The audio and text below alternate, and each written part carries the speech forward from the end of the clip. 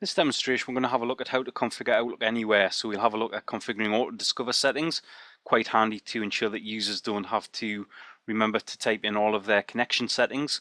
We'll have a look at configuring a client access server for Outlook Anywhere. So this means we can use remote procedure calls across the internet to actually connect to our server.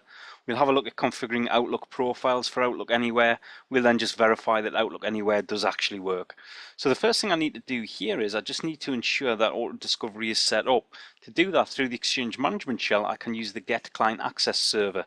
And what that will do is that command that will give me information about exactly how the client access server is configured. So I'll type in the command. So type in get client access server. I'm interested in van EX1 and format the list there. So hit return.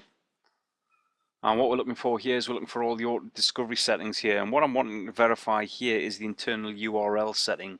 So we can actually see that the auto discovery is set up. So the advantage of this is users go into Outlook 2007 or Outlook 2010, it'll automatically connect them to the correct mailbox server. So the next thing I want to do here is set up my Outlook Anywhere. In order to do this, I have to set up a RPC proxy host, and what that will do is that will intercept any HTTPS requests, strip out the RPC request and pass that to the correct mail server. So to do that, we need to go into our admin tools and into Server Manager and turn on the various features. So here I am inside Server Manager, so come into features, and what I want to do here is I want to add features. So click on my add features button, and within here what I'm looking for is RPC over HTTP. So as we can see, it's already installed. This is my lab environment, so I turned on the tick earlier on. So now that we've done that, we now need to configure Exchange to support Outlook Anywhere. So we'll cancel this, come out of this, and what we'll do is we'll just go to our Exchange Management console. Within our Exchange Management console, what we're going to do now is we're just going to have a look at the server configuration, client access. What we're going to do on van EX1 is we're going to use van EX1 and we're going to enable Outlook Anywhere. So if we just have a look across here, we've got a little button that says enable Outlook Anywhere.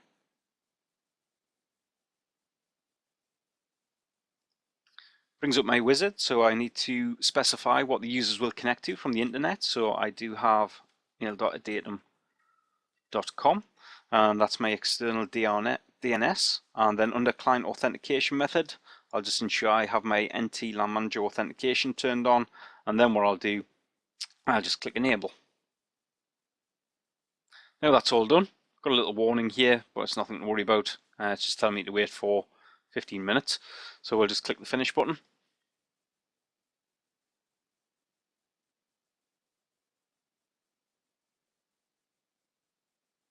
And that's all done.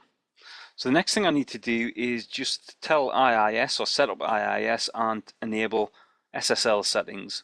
What I'll then do also as well is I'll have a look at the RPC service and just ensure that the authentication is set up correctly.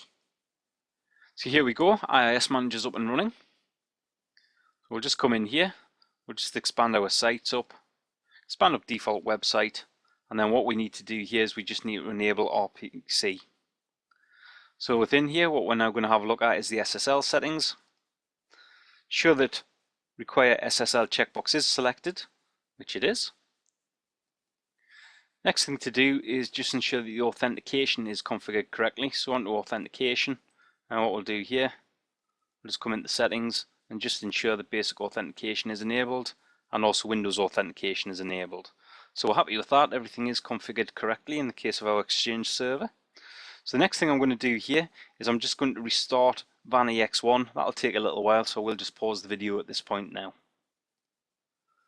Okay, then my server's back up now. So the next thing I'm going to do is just configure Microsoft Outlook in order to connect through the RPC service or the RPC over HTTP. So we'll just come into our Windows 7 client. So here we go, logged in as Luca. Next thing we're going to do here is just configure Luca's email to actually use the RPC connection. So click on Start. And all we'll do here is we'll go to Control Panel.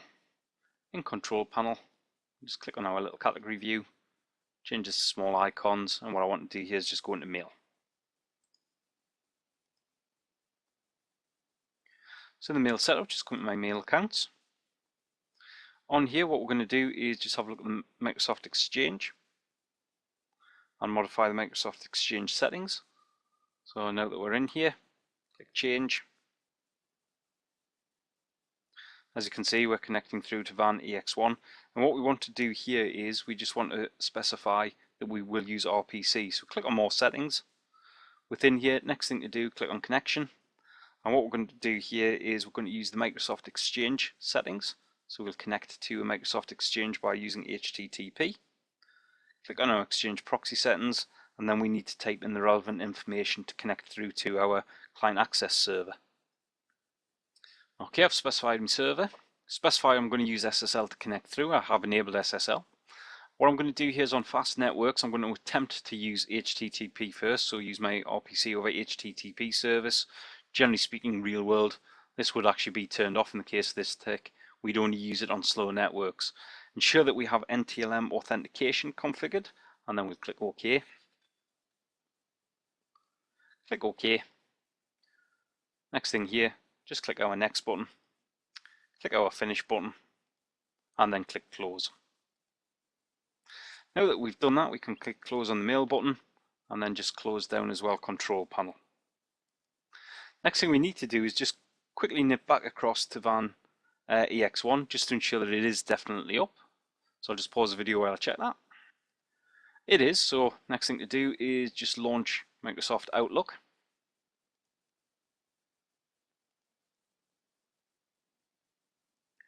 This will take a little while.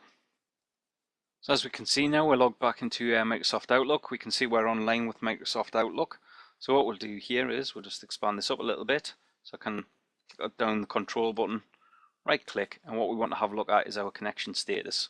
So as you can see, we are using HTTPS, so that proves that the RPC over proxy service is working correctly. If this was on the internet, we wouldn't have had to open up all the RPC ports. We'd be using port 443 to connect through the client access server and then authenticate through to the Exchange server. So that does prove that the service has worked correctly. So I'll just close that down. Next thing we're going to do is just check the auto configuration settings. So we're going to have a look at the auto discover settings. So again, all we need to do here, right click, and what we're going to do is test email auto configuration. So we'll click on this little button here, click on our test button up at the top here. We'll actually remove the Guest Smart and the Secure Guest Smart that's used for either POP3 or IMAP4. We're using a proper RPC type client. So we'll click test here. And as we can see, if we scroll down here, it just proves the fact that we do have all of the availability services and so on coming from our client access server.